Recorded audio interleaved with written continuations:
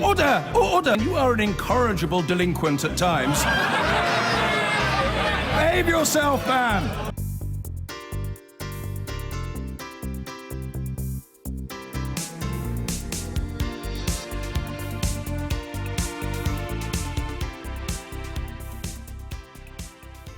One of the problems with reporting on Brexit is that it is a process, not an event. It shuffles along, but on any given day there's a case for ignoring it. However, when you stand back and look at what has cumulatively happened over the last week or two, it seems something is up. In fact, it's been slow motion extraordinary. Suddenly, some Brexiteers have been asking whether their Brexit dream is unravelling. Certainly the government's vision, one tied together by red lines that require us to be out of the single market and the customs union, is now in peril.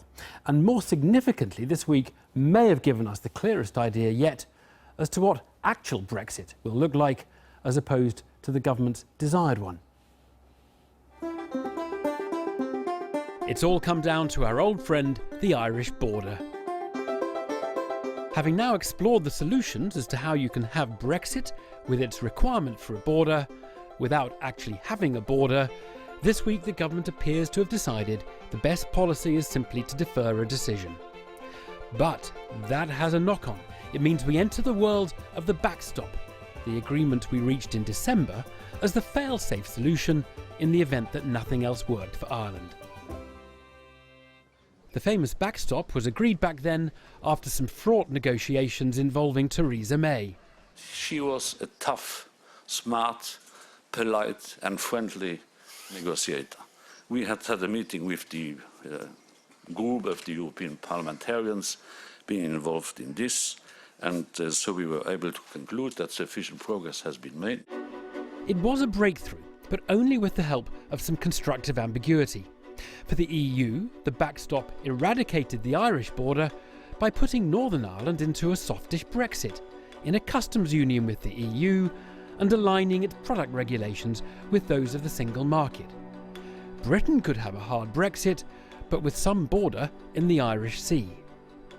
The British version said no to all that because there could be no border in the Irish Sea.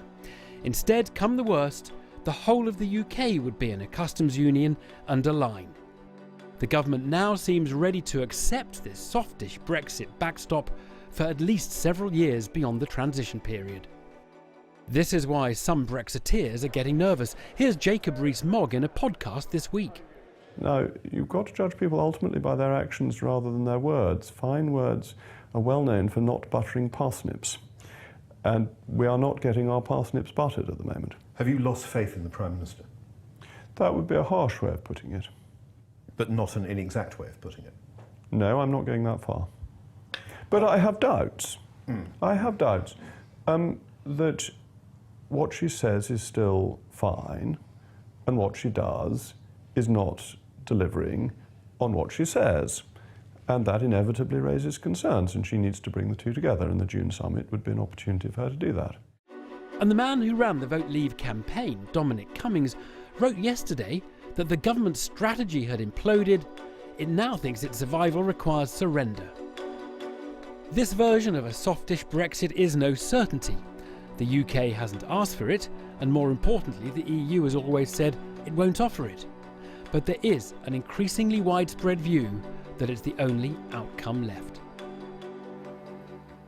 Well, I'm joined by Dan Hannan, who's a leading campaigner for Vote Leave during the EU referendum, currently a Conservative member of the European Parliament. He's joining us from Amsterdam. Very good evening to you. Do you agree with Dominic Cummings, who ran the Leave campaign, that this whole process is a shambles? Well, good evening, Evan. I haven't got direct sight of the documents, so I can only go by what the reports are saying.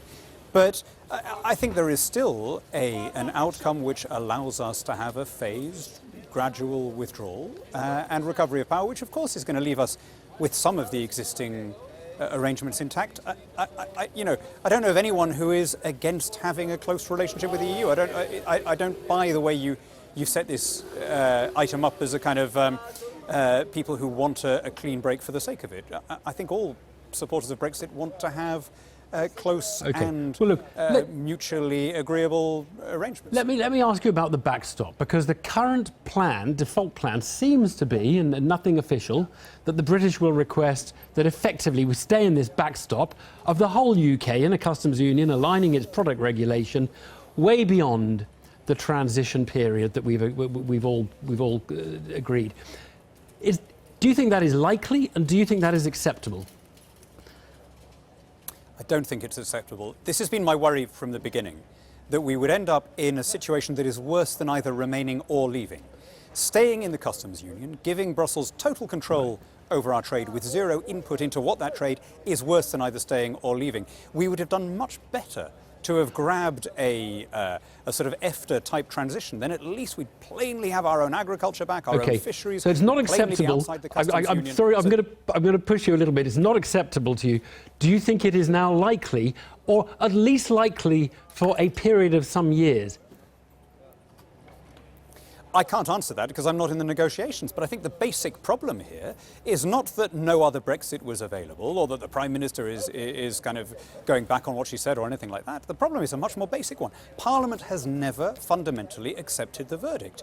And in both chambers there are majorities, or certainly in one chamber, possibly in the other, there are majorities of people who are prepared to go for kind of deliberately silly options because they don't want the outcome and they want to reverse it. And that, I think, is a real challenge to our democracy. Well, no, I think that the reason why we're entangled up in it at the moment is that we haven't got a solution to the Irish border problem, and it looks like the EU is making some rather unpleasant offers to us. And Parliament is saying we're not going to go for no deal, we'll have some deal.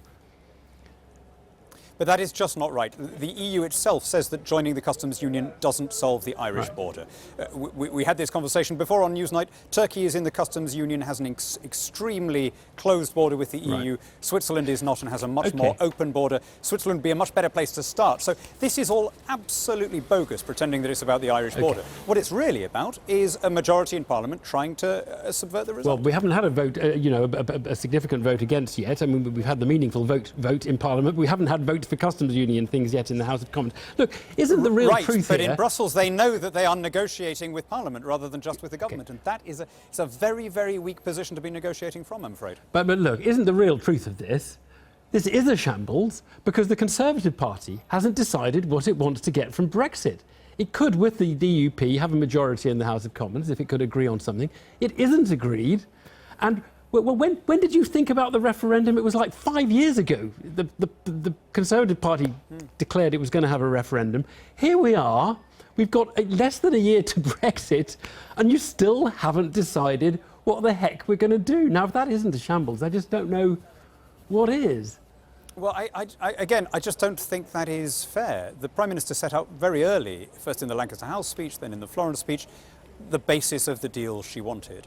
And the problem has not been that she couldn't make her mind up, or indeed that was unavailable, because similar things are available in other nearby countries. The problem has been that as long as British Remainers are doing the EU's work for it and threatening to keep us in this kind of subservient status where we have all of the obligations of membership but no vote and no voice, why does Brussels have any incentive to negotiate? Well, you can't blame the Remainers for screwing it up. It's the Irish border is the thing that Theresa May is struggling with. Look, let me just ask you one question. You admit that a transition in which we're in a customs union is worse than remaining in. Why do we have a transition period and followed potentially by a second transition period? In your view, wouldn't it be much better to stop Brexit now, or delay Brexit, stop the Article 50 process, while the Conservative Party goes away and works out what it's going to do, and when you've decided, comes back and then you can reignite the whole process and get it going again? But we're going to be stuck in the limbo that you say is worse than leave or remain. We're going to be stuck in that, quite unnecessarily foreclosing future options, when we could be in the EU for another 3 years instead. Yeah, but the problem, Evan, is not that the Conservative Party couldn't make up its mind. The problem would still remain that there would be no majority in Parliament for delivering a sensible Brexit. And so I think ultimately the way to break the logjam will be through another election. Well, that's an interesting last point, but we need to leave it there. Dan Hannan, thank you very much indeed. Thank you.